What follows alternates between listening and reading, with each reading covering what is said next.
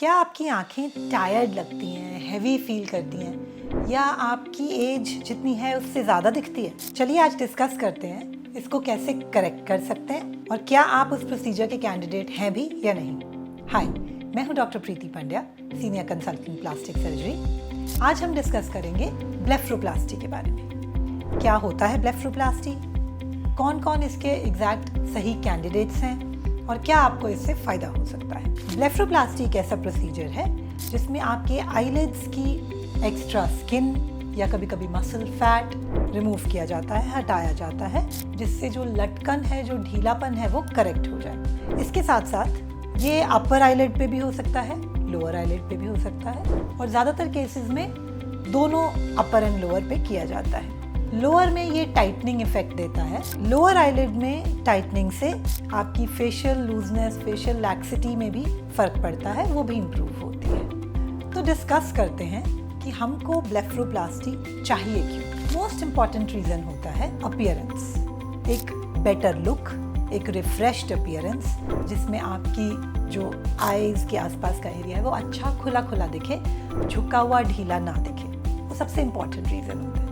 Second reason होता है ज़्यादा ओल्डर एज में कभी कभी अपर लिड्स की एक्स्ट्रा स्किन बहुत ज़्यादा नीचे झुक करके आपकी साइड विजन को ब्लॉक कर सकती है। तो उसमें प्रॉपरली की हुई अपर लिड ब्लेफरोप्लास्टी जो है आपकी साइड विजन जो ब्लॉक हो रही है एक्सेस स्किन की वजह से, उसको इम्प्रूव कर सकती है। तो चलिए देखें आइडियल कैंडिडेट ब्लेफरोप्लास्टी के लिए कौन होता है। सभी को ब्लेफरोप्लास्टी की ज़रूरत नहीं है।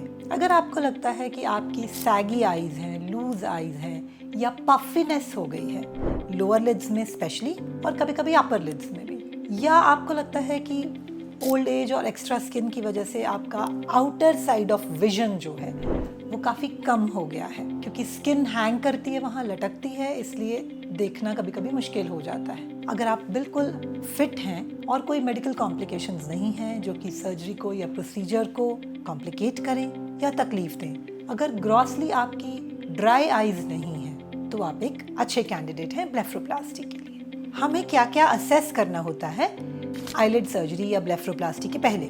हमें देखना होता है बोनी स्ट्रक्चर कैसा है आंख के आसपास का, क्योंकि जो आईलिड की सेटिंग होती है, जो टाइटनिंग होती है, वो उस हिसाब से सेट की जाती है। हमें देखना होता है कितनी स्किन एक्स्ट्रा है, कितनी लूजनेस है, कितनी आपकी लिड लैक्सिटी है, और हमें ये भी देखना होता है कि कितना fat deposit around the eyelids है। कभी कभी आंख के आसपास कुछ छोटी छोटी सूजन वाले एरियाज आपको दिखते हैं। वो एरियाज किसी ग्लैंड के ढीले हो जाने या जैसे हम मेडिकल लैंग्वेज में टोसिस बोलते हैं, उसकी वजह से भी हो सकते हैं। ये सारी असेसमेंट ब्लेफरोप्लास्टी के पहले की जाती है, इसीलिए आपको अपने प्लास्टिक सर्जन से इन पर्सन मिलना होता है। इसके अलावा हमको आपके नज़र कितनी है, कैसी है वो, और आपके विजुअल फील्ड एग्जामिनेशन का भी पता होना चाहिए। सर्जरी की कैसे जाती है? अपर लिड में लोकल एनेस्थीसिया या लोकल एनेस्थीसिया विद सेडेशन या जनरल एनेस्थीसिया, तीनों सिचुएशंस में प्रोसीजर हम कर सकते हैं डिपेंडिंग ऑन हमको कितना वहाँ काम है। लोअर लिड में अगर सिर्फ स्किन एक्सेस है तो लोकल एनेस्थीसिया ठीक है, लेकिन अगर वर्कअप थोड़ा सा ज़्यादा है जिसमें टाइटनिंग भी देनी है, शेप भी इम्प्रूव करनी है, तो मैं प्रेफर करती हूँ कि विद सेडेशन या विद जनरल एनेस्थीसिया प्रोसीजर किया जाए, वो आपके लिए भी कंफर्टेबल होता है। रिकवरी टाइम को अगर हम डिस्कस करें तो कुछ दिनों तक के लिए थोड़ी सी ब्रूजिंग होती है, थोड़ी सी स्वेलिंग हम एक्सपेक्ट कर सकते हैं। 5-7 दिनों में नॉर्मली सेटल हो जाता है।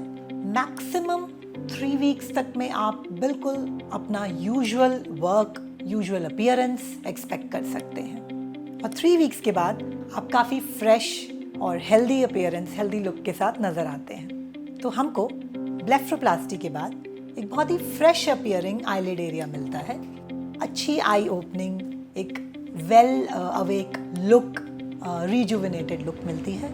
इसके अलावा अगर हमारी अपर लिड से आउटर विजन ब्लॉक हो रही थी तो वो भी इम्प्रूव हो जाती है। So it's a win win situation. So ये थी हमारी डिस्कशन ब्लेफरोप्लास्टी के बारे में।